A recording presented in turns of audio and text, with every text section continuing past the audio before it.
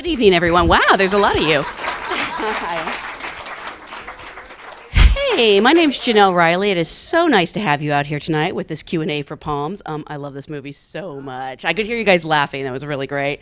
At this time, please join me in welcoming one of the stars of the film. She is, of course, a two-time Academy Award nominee, a Golden Globe nominee, and a SAG Award nominee that you've seen in such films as Silver Linings Playbook, Animal Kingdom, and maybe more recently, Bird Box.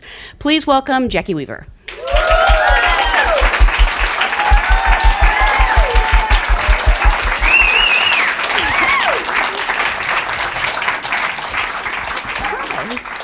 Thought you might come out and give us one of these. Oh, yeah. Hello. I was asking her earlier, I hope they let you keep the cheerleading outfit because it's so cute. No. Well, this is an audience of SAG actors, and I always like to start by asking, how did you get your SAG card? But you started in Australia, so it might have been a while before you actually got a SAG card. Well, you see, I never had America on my agenda. I loved everything about America and American movies. I first saw an American film when I was 3 years old. Which one? It was Bambi. Oh. I cried and cried, didn't we all? But I started acting professionally in 1962, so that's 57 years. And I had quite a career in Australia. I've been in 73 plays, and I'd done nearly 20 films at that stage in Australia, and a lot of television. So I'd been around for yonks, but I never sort of had America on my agenda, not like the young generation. That's the first thing they want to do is they get out of drama school and they come over here for pilot season. And but my generation, we didn't do that. And but that didn't stop me loving American films from afar and playing a lot of Americans on stage. I've done 6 Neil Simon women. I've done 6 Degrees of Separation. I've done Arthur Miller. I've done Tennessee Williams. So we sort of, and our culture is so saturated with American culture. We sort of, as soon as we learn to talk Australian, we also learn to talk American, because I grew up watching the Mickey Mouse Club, my son grew up watching Sesame Street, and now my grandchildren watch Dora the Explorer, so they've got a smattering of Spanish. There isn't much call for Spanish in Australia. So yes, and then 10 years ago, a bit longer, a young man called David Michaud directed me in Animal Kingdom, and sure, go ahead. I won't stop you. Thank you. It took him 10 years to get the money up to do that. So he asked me to do it 10 years before we actually shot it, and I did think, oh God, I'm going to be too old for it. He might not still want me. But that just kind of took off. It won the jury prize at Sundance, and before we knew it, Sony Pictures Classics picked it up. And the next thing, I was on this roller coaster. They kept flying me to America, and my family thought it was hilarious. I mean, at the age of 63, suddenly I'm being offered work in America. And then it sort of, I never really looked back after that, because I got representation pretty quickly. And then it was Silver Linings Playbook that kind of... Your first American movie? No. I was just going to say it was Silver Linings that kind of cemented everything. Yeah. No, I did a few films before Silver Linings. The first film I did in America, I didn't have an American accent because I was playing Emily Blunt's mother, so I had to talk frightful English like my real mother. But every film since then, I've been an American. Yeah, that's true. I was just thinking about that, because Widows more recently Yeah. from last year, and Bird Box. You were an American in both of those? Yeah, sure. Yeah. Is it easy? I mean, you guys seem to be better at doing an American accent than Americans seem to be at British and Australian accents. I think it's just because we are absolutely saturated with it. You know, like I was saying, we grow up going to American films and listening to American films, and you don't get that. You don't see many Australians. I'm sure if you saw as many Australian films as we see American films and television, you'd have no problem. You just have to have an ear. I mean, not everyone can do it. But yeah, I've played people from the South. I've played people from Philadelphia, Chicago, Boston. Boston was confusing because people from Boston, they all talk differently. Yeah. and I thought, you know, I just talk like one of the Kennedys, and apparently nobody talks like the Kennedys in Boston except the Kennedys. And correct me if I'm wrong, but was your first movie Picnic at Hanging Rock? No, Okay. I did a few films before Picnic. The first film I ever did was a film called Stalk. But since Animal Kingdom, I've worked on 23 films. Really? Yeah, Wow. it's incredible, isn't it? I also heard a rumor you were like on your way to university when you got like your first professional acting job. Yeah, that's right. Yeah, I was going to do social work. I come from a family of lawyers, and they wanted me to be a lawyer, and I thought, no, I don't want to be a lawyer. Nothing against you people who might be lawyers. But my brother's a barrister. You know, it's like the English system. They wear wigs and gowns. Oh, yep. Yeah. I was going to do social work. My father thought I'd be a hopeless social worker. I'd bring everybody home. I'd have a house full of lame ducks. So when I was due to go to university, my mother said, I was offered a TV series, and it was going to be shot on film in the outback of Australia. And I was 19, and I said, can I do this, and I'll go to university next year? And they said, okay, and I never went to university.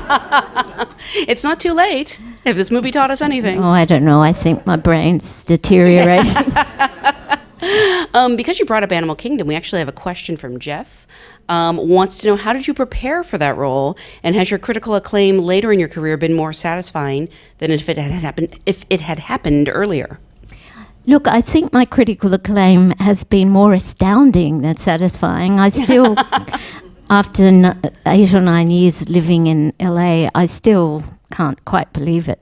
And it is gratifying, though, and it's good that it came later in life because I'm not taking it for granted. I keep thinking it could all evaporate tomorrow, and I've had a pretty good time, but as long as I can put one foot in front of the other and I keep getting offers, I want to keep going. You know, I think sometimes I get very tired when, especially, you know, getting up at 3 and 4 in the morning and doing the really long days.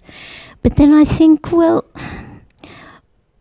it's better than sitting at home and looking at the wall, you know. I mean, I'd probably be reading a lot, and I do love going to the movies. That's my favourite thing. Going to the movies and eating. I've got a very nice husband too. He's lovely. What was the last thing you saw in the theater? In the cinema, you Yeah. mean? What was it? I was really hoping you'd say Avengers. I can't remember. I was going to say I'd love to see Avengers, but I don't know that I could last that long without going to the lavatory. Yeah, 3 hours. Remember, though, Gone with the Wind had an intermission. Yeah. Why can't they do that with Avengers? More recently, Hateful Eight had an intermission. Yes, that's right. Yeah. Yes. I'll tell you the good times that you can sneak out. after this. Oh, all right. I mean, Animal Kingdom obviously did so much for your career, but at the same time, you were so terrifying in that. Where Oh, people, yes, you asked me a question about how did I prepare. Well, you know, that story is loosely based on a real family in Melbourne, Australia. And she had 10 sons by 10 different fathers. She ran all sorts of rackets. She ran standover stuff, sly grog, prostitution, and drugs. And she was a really bad woman. Well, she's still alive. And She is? I didn't know she that. was responsible for the murders of many people.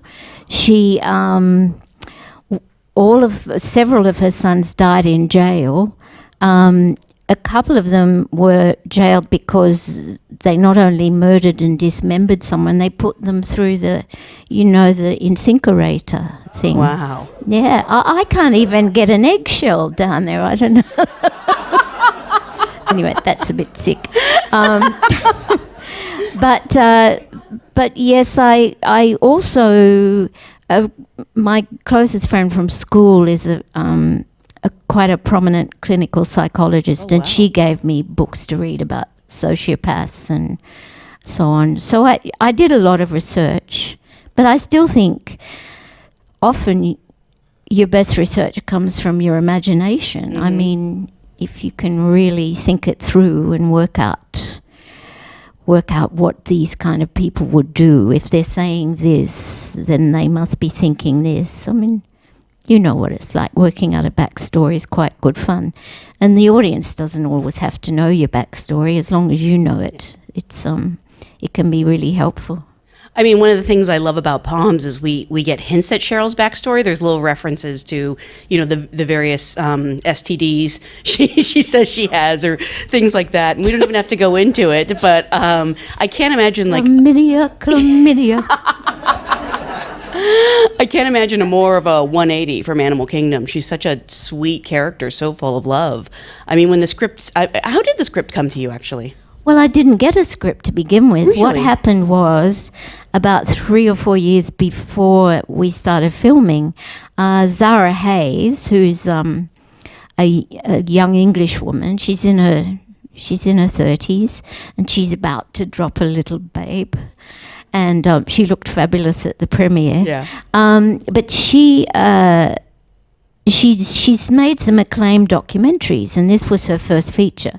And she thought it was a good idea. She'd heard about this wonderful team of women who were cheerleaders, and they were in their 70s and 80s, and they lived in Arizona quite a while ago now. I don't know if they might have all gone to God by now, but she thought it was a wonderful idea, and she wanted to build a story around that, and she thought of the idea of an introverted woman and an extroverted woman becoming unlikely friends. And she took me to coffee and told me the story, and I thought it was charming. And I said, I suppose you want me to play the sad and lonely one? And she said, no, I want you to play the gregarious extrovert. So I said, okay, I'll give that a shot. I don't think I've ever smiled so much in a film. At that time, was Diane Keaton attached? Did you know you'd be working with her? No, Diane Wow. didn't join for a while after that. And then they started doing scripts and so on. But yes, you can see that Sheryl's been through it. I mean, she's bringing up her grandson. I find that very touching. And you don't get much information except the boy says, my parents aren't that good at parenting. And you don't need any more information. I think we can leave it to our imaginations. What that means. He's wonderful too, Oh, actually. Charlie Tahan, I love him so much. Yeah, I mean, this whole He's just cast. fabulous. And I love Alisha Bowe, don't you? I was just raving about Apart her. from, She's, the the young girl who turns good and she teaches us. She's not only breathtakingly beautiful, she's a terrific actress, and she's fantastic. really sweet. Yeah, I recognized her from 13 Reasons Why. Oh, I yes. really like her on that show too. Yeah, but she's a good girl. I'm so curious though. Like, did people start getting added to this cast, and every day you're like, I get to work with Diane Keaton, and then Pam Grier, Rhea Perlman. I mean, it must have been amazing. They were a great bunch of gals, and we got to know each other. We bonded 2 or 3 weeks before we started shooting because we had to go to boot camp because none of us is a spring chicken anymore. And we had to, I mean, I've done musicals in Australia. I was in one musical that went for 600 performances. It was back in the 80s. It was a Neil Simon, Marvin Hamlish musical called They're Playing Our Song. You heard of that? Yes. Yeah. Well, I was in that for not 600, 559 performances. Exaggerating. And our record went gold. Really? So I've got a gold record. So cool. Yeah. But even so, and I was also in the stage production of Priscilla, Queen of the Desert in great. Sydney. Yeah. So I have, danced on stage and I know how to move, but I'm not a trained dancer. And of course, I was pretty rusty when we went to boot camp for POMS. So it nearly killed us the first few days. I mean, we were at varying degrees of being unfit, but after a while, we got quite adept. Yeah, you can see was it literally cheerleading boot camp where they're teaching you to like work the palms and yes, all of that. But we had a wonderful choreographer called Marguerite Derricks who choreographs the marvelous Mrs. Maisel, and she also choreographs. She's done quite a few Broadway shows, so she's got a fantastic pedigree. She had a great dance captain called Kelly Allen, so we were really well looked after. Yeah. And they could tell when we were exhausted and let us sit down. Yeah. I actually have a question from Charlotte Farron. Is that correct? Did I pronounce it? After doing this movie with all the other lovely women that have gained high esteem for their outstanding talents, would you consider doing another comedy in the near future with the same gorgeous women that have no age? I think we have to have a sequel.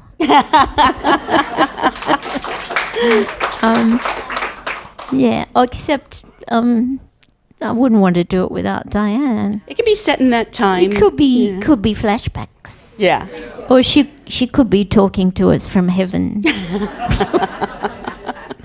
I'd be for that. I mean, I'm trying to think because have you ever worked on a set before, first of all, that was so female heavy, but also a female director? You worked with Suzanne Bier recently, I know. I did, yeah. Suzanne Bier, what a powerhouse, wonderful director. Yes.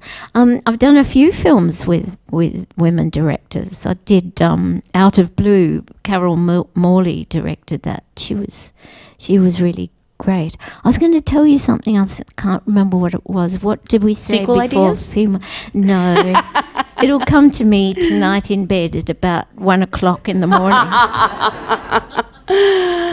No, we are noticing like more of a push for female directors. Oh, though. I know. You said female casts. Yes. That one of the attractions for me was that the protagonists were female. I mean, we've got some lovely male characters, but the whole story was female driven. Mm-hmm. And we are 52% of the population, so we should have more films where we are the protagonists.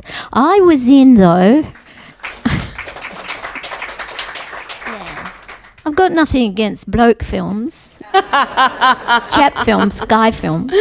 But years ago, I was in a production that went for 300 performances. We toured of Steel Magnolias. Oh, wow. So that was all women. Which character on were you? Stage. Actually, there again, the character I thought they'd want me to play, it wasn't the character they wanted me. What do you think I played in Steel Magnolias? I was thinking the Sally Field. I don't want to. Is it That's Maylin? the one I thought they'd want me for. Sally's part, but no. Dolly's part? Oh, yes. That was my second guess. Oh, that's great. Yeah, that was great fun. We loved that. You know what else was really refreshing about this movie is I kept expecting them to try and give one of you a love interest. But it was like there was no time for that. It was about the friendship. Yeah, well, a few people, on the production side were saying, but there's no leading man. And Zara was saying, I don't really want a leading man. Mm-hmm. I want it to be about the gals. And so, yeah, they scotched that idea. But don't you love the actor who plays Carl? Bruce McGill? Yes. Oh don't my you gosh, love he's him? so lovely. I love him. Yeah. And isn't he good? He's so good, yeah. And what about Celia Weston? Isn't she fabulous? I was going to say Yes. you do a female antagonist, but protagonist, but your antagonist is also a female, which is refreshing. And she's usually so nice in movies. Oh, she's wonderful. Yes. What about if Diane Keaton comes back as her twin sister? Diane Keaton has a twin sister. That's our solution to a sequel. You've been watching too much Days of Our Lives.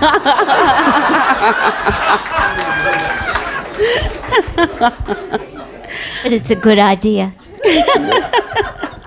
You guys have everybody in this cast has such a great chemistry. Did you know any of these actors before? Had you even met them? I'd met Diane briefly, but no, I didn't know any of them. And I think they're all wonderful. Yeah. Was it pretty instant? I mean, especially if you're bonding in a cheerleader Pretty boot much. camp. Yeah. I think the first tea break, when we all collapsed on the floor, we immediately loved each other. I have another question from the audience. Heidi Marie Farron? Hey, wants to know, what's the most valuable thing you have learned throughout your career, and what practices or words have sustained you through success and challenges? Never give up. When you get a big disappointment, you're allowed to be sad for a while, but you got to keep going. Just never give up. Yeah. The thing about being an actor, you will know this, but the average person does one job interview every 5 years. We do about 20 a year.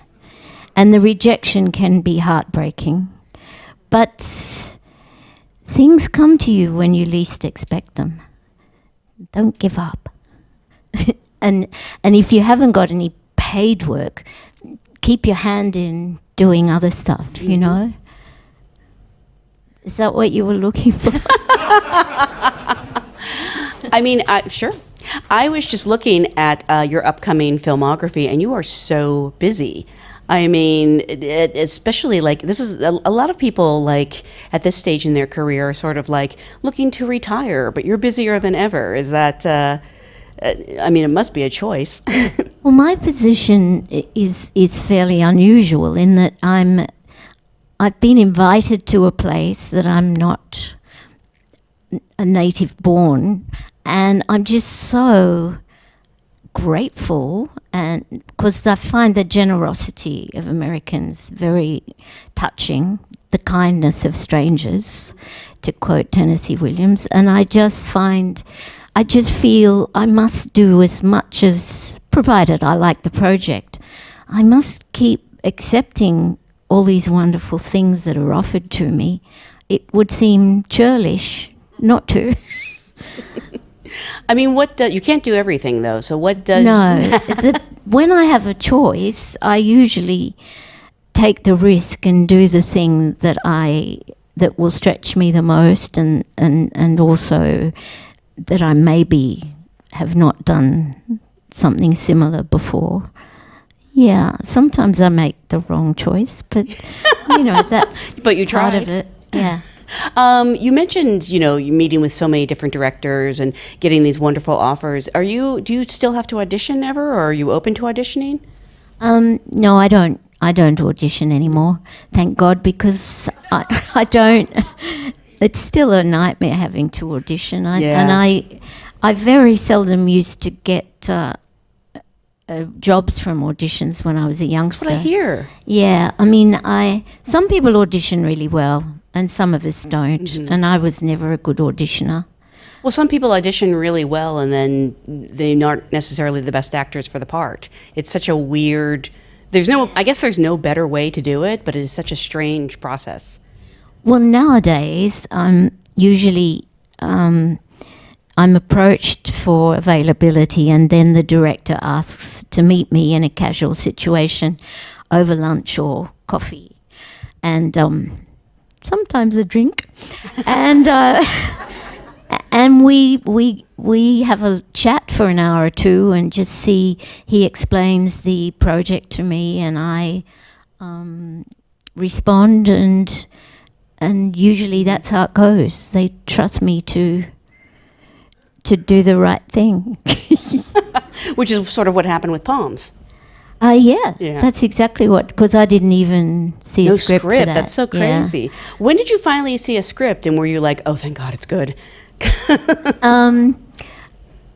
Gee, it would have been a year after that. Oh, okay. I think Zara had a few rewrites done before she wanted to show it to me. Mm-hmm. And then there was several more drafts after the one I saw first. And the very first one I saw was quite different from what our shooting script. But that often happens. Yeah. I mean, every project and every character, I think, kind of like leaves something behind with the actor. What did you sort of take from POMS? Like, aside from these great cheerleading moves you can now do, I presume. Well, all of my life I've loved extroverts, and because I've always been, every psych test I've ever done, I am, believe it or not, an introvert.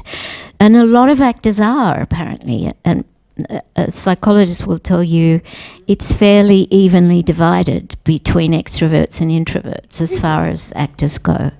Of course, you need a degree of extroversion to, get out there and do it, but being an introvert too helps you be circumspect and go within yourself to find the character. But the thing about, in answer to your question, I've